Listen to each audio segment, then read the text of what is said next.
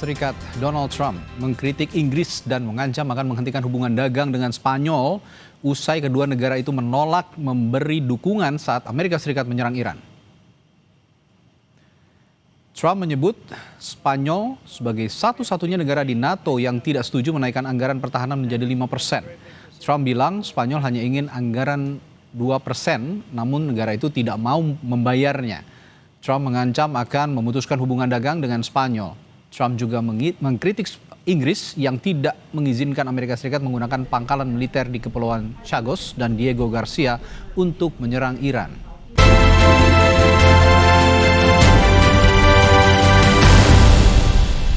And as you know, they were the only country that in NATO would not agree to go up to 5%. I don't think they want to agree to go up to anything. They wanted to keep it at 2%, and they don't pay the 2%. So we're going to cut off all trade with Spain. We don't want anything to do with Spain. By the way, I'm not happy with the UK either. That island that you read about, the lease, okay, he made it for whatever reason, he made a lease of the island. Somebody came and took it away from him. And it's taken 3-4 days for us to work out where we can land there. It would have been much more convenient landing there as opposed to flying many extra hours. So we are very surprised. This is not Winston Churchill that we're dealing with.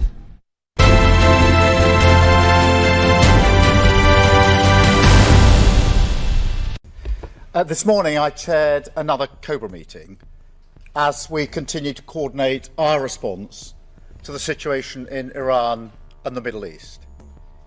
I know that people are worried sick about their family and friends who are caught up in this, about the impact on our lives and our economy, and about the potential for even greater escalation. They can hardly believe that yet again we're seeing missiles and drones falling and civilians in the firing line across the region. So I want to reassure the British public about the action that we're taking. While the region has been plunged into chaos, my focus is providing calm, level-headed leadership in the national interest. That means deploying our military and diplomatic strength to protect our people. And it means having the strength to stand firm by our values and our principles, no matter the pressure to do otherwise. The long-standing British position is that the best way forward for the regime and the world is a negotiated settlement with Iran where they give up their nuclear ambitions.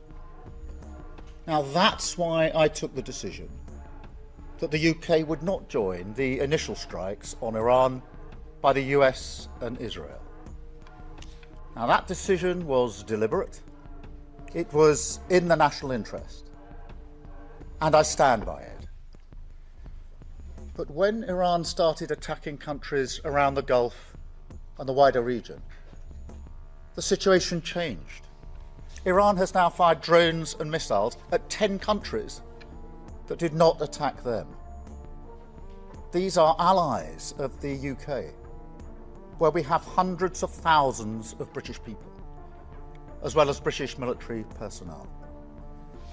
Our number one priority is protecting our people. And that's why, long before the US and Israeli action last weekend, we had already deployed additional military capabilities to the region to defend our interests. And I want to pay tribute to our brilliant armed forces. Throughout January and February, we were moving defensive assets to Cyprus and Qatar. Fighter jets, air defence missiles, advanced radar, and systems to take down drones, to ensure we were in a heightened state of readiness in advance of any conflict beginning. When the strikes began on Saturday, we immediately put those jets into the sky on a mission to protect our people and our allies in the region.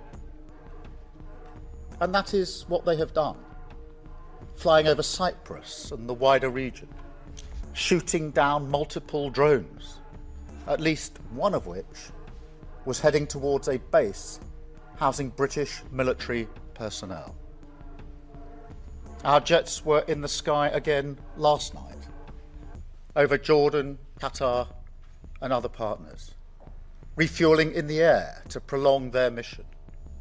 And we're constantly resupplying our jets and our missile stores. And we are responding to requests from allies in the region for further help. I can announce today that we're sending 4 additional Typhoon jets to join our squadron in Qatar, to strengthen our defensive operations in Qatar and across the region. Wildcat helicopters with anti-drone capabilities are arriving in Cyprus tomorrow. The Defence Secretary is on the ground in Cyprus right now, coordinating our work and meeting our brave servicemen and women. We're deploying HMS Dragon to the Mediterranean. And we have allowed the US to use British bases to conduct defensive operations to take out Iranian missiles before they're fired at our people and our allies.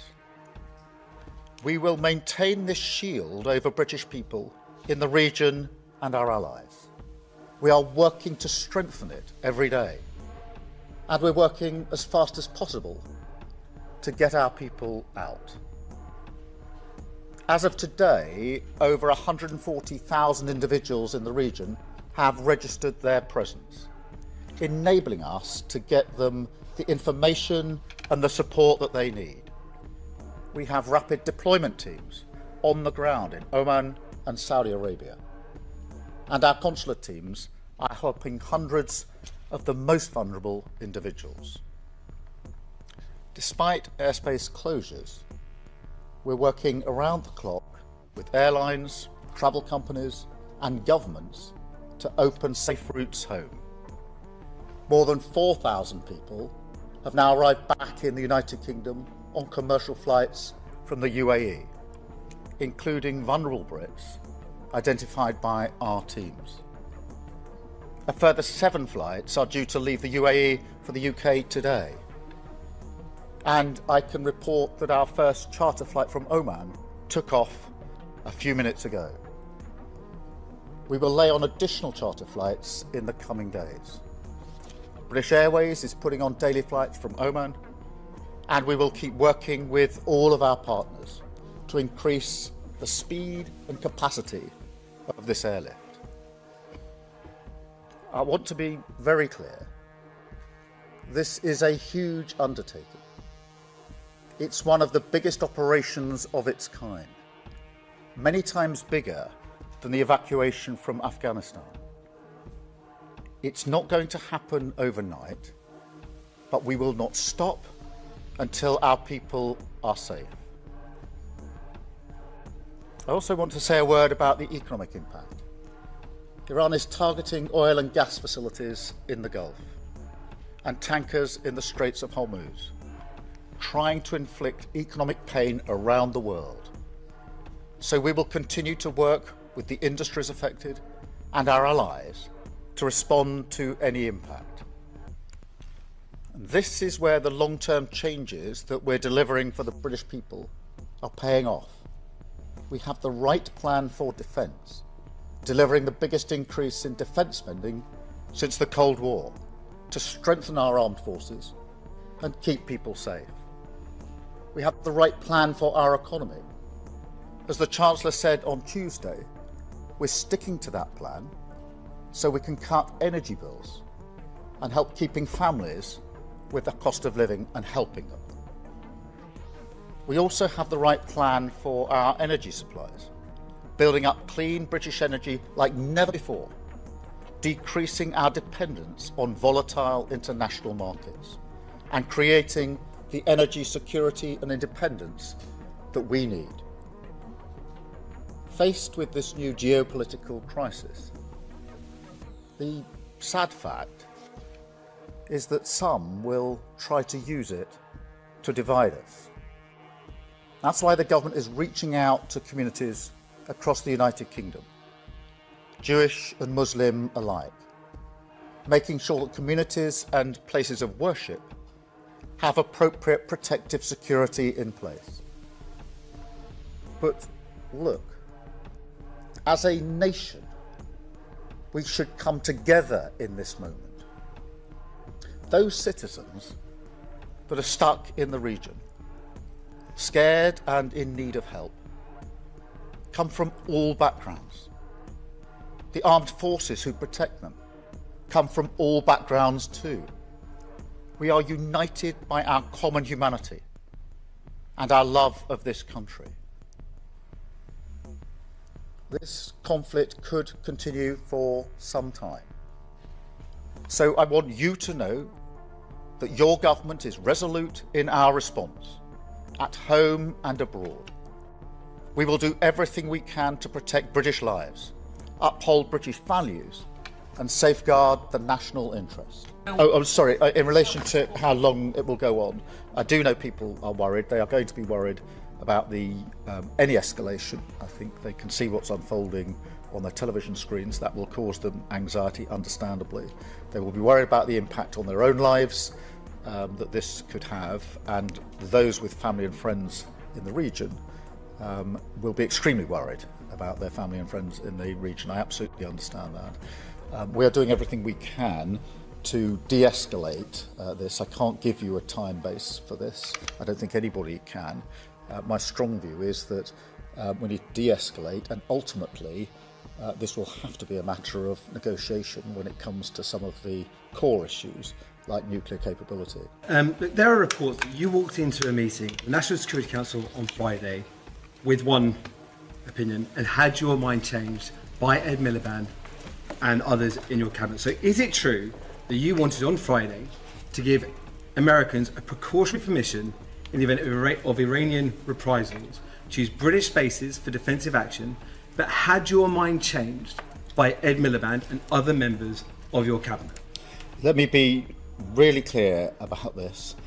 No request from the US came in the specific terms that we acceded until Saturday afternoon. Saturday afternoon. Well, just hear me out. And therefore, on Friday, there was no concrete decision to be made. The decision had to be made when we had the request. That came in on Saturday during the course of the afternoon. We're already taking measures in relation to our own capability. That came in on Saturday afternoon, late in the afternoon. We then, as you would have expected, went through the details with the US over the next day and ultimately reached a decision on Sunday, which I announced then on Sunday evening about 8 or 9 o'clock in the evening. But actually on Friday, we didn't have a request from the United States, and therefore no decision fell to be made. The decision fell to be made when we had the request. That was Saturday afternoon. We then worked it through. Decision on Sunday, which was a decision of all ministers, unanimous, that we should take the action that I then announced. Prime Minister, Donald Trump has suggested that you've ruined the special relationship, that you are no Churchill. On the special relationship, is he right on that? Have you ruined the special relationship? Look, the special relationship is in operation right now. We're working with the Americans in the deployment from our bases. We are working together in the region. The US and the British working together to protect both the US and the British in joint bases where we're jointly located, and we're sharing intelligence on 24/7 basis in the usual way. That is the special relationship. That is a special relationship in operation. And clearly it's for the President to take decisions that he considers in the national interest, the right decisions for the US. I understand that, I respect that. But equally, it's for me, as the British Prime Minister, to take decisions that I consider to be in the best interest of the United Kingdom. There's nothing controversial about that. The special relationship is operating right here at an important point.